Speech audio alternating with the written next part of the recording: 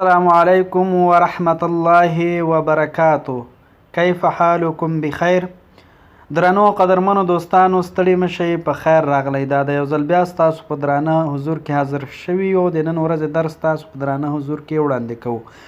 نننی درس د میوه‌جاتو په اړوند باندې ده. د میوو نومونه دي انشاءالله چې په ګډه به زده کوو. نو تاسو کوشش وکئ دوستانو چې ویډیو در سره شیر کړئ تر څو نور هیوادوالو ته هم ورسیږي.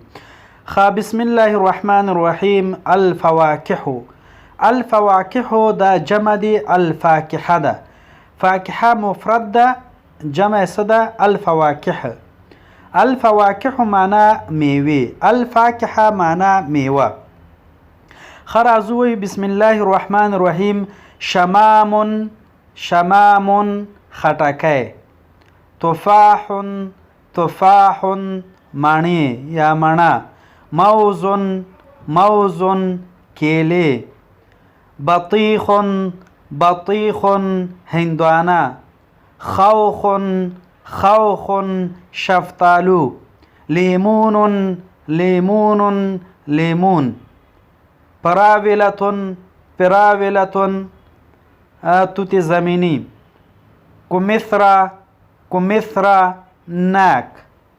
برتقال، برتقال مالتی یا مالتا. اناناس، اناناس اناناس. کرز، کرز گیلاس. منگو، منگو ام.